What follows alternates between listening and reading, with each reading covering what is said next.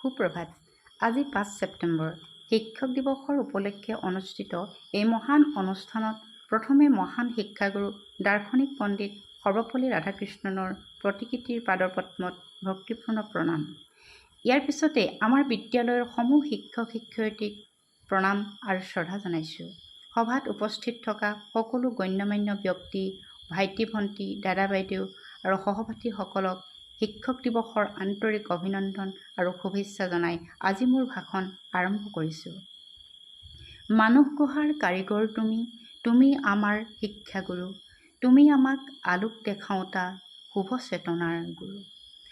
মানৱ সমাজৰ সকলোতকৈ দায়িত্ববান আৰু গুৰুত্বপূৰ্ণ স্তম্ভ হ'ল শিক্ষক, যিয়ে পেছাদাৰী প্ৰচেষ্টাৰে পৃথিৱীৰ ভৱিষ্যত নিৰ্ণয় কৰে।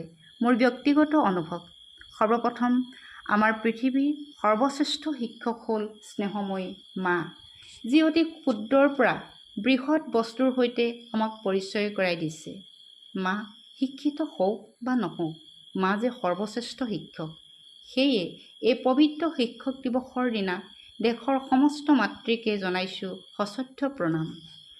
এজন প্ৰকৃত শিক্ষক মমবাতিৰ দৰে, যি নিজে প্ৰজ্বলিত হৈ ছাত্ৰ ছাত্ৰীক আলোক প্ৰদান কৰে। শিক্ষক আৰু গুৰুৰ অবিহনে জ্ঞান অৰ্জন সম্পূৰ্ণ কেতিয়াও সম্ভৱ নহয়। ৫ ছেপ্টেম্বৰ যাক স্মৰণ কৰি শিক্ষক দিৱস পালন কৰা হয়, তেখেত হ'ল ডক্টৰ সৰ্বপল্লী ৰাধাকৃষ্ণন।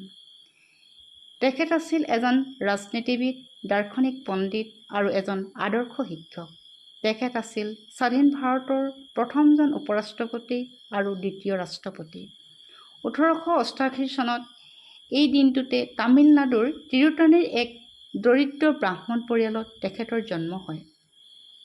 ৰাষ্ট্ৰপতি হৈ থকা সময়ত তেওঁ কিছুমান গুণমুগ্ধ ছাত্ৰ আৰু বন্ধুৱে জন্মদিন পালন কৰিব খোজাত তেওঁ কৈছিল, মোৰ জন্মদিনটো জন্মদিন হিচাপে নহয়, শিক্ষক দিৱস হিচাপে পালন কৰিলেহে মই অধিক সন্মানবোধ কৰিম।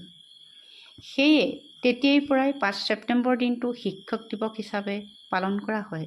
তেওঁ কৈছিল, একোজন শিক্ষকৰ কৰ্তব্য হ'ব শিক্ষাৰ্থীক গণতান্ত্ৰিক দেশৰ নাগৰিক কৰি গঢ়ি তোলা। শিক্ষকসকল আমাৰ সমাজৰ মেৰুদণ্ডস্বৰূপ।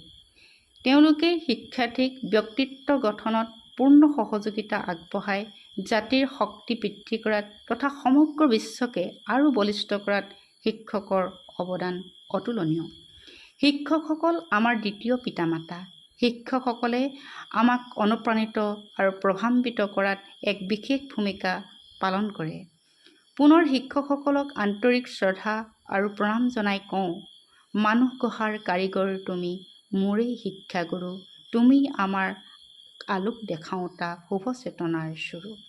একোজন ভাল কাৰিকৰে যেনেকৈ পাথৰ খোদিত কৰাই তাক সুন্দৰ আকৃতি দিয়ে, তেনেদৰে শিক্ষকেও প্ৰত্যেক শিক্ষাৰ্থীকে সামাজিক প্ৰয়োজনৰ সৈতে সামঞ্জস্য ৰাখি একোজন দায়িত্বশীল ব্যক্তি গঢ়ি তোলাত নৈতিক শিক্ষা দিয়ে। এপিজে আব্দুল কালামে কৈছিল, শিক্ষাৰ উদ্দেশ্য হ'ল কৌশল আৰু বিশেষত্বৰ সৈতে ভাল মানুহ তৈয়াৰ কৰা। একমাত্ৰ শিক্ষকেহে এনেধৰণৰ মানুহ তৈয়াৰ কৰিব পাৰে। সদৌ শেষত শিক্ষক সমাজৰ ভাল মানুহ গঢ়াৰ প্ৰচেষ্টা আৰু পৰিশ্ৰমক ধন্যবাদ জনাই মোৰ বক্তব্য সামৰিছোঁ।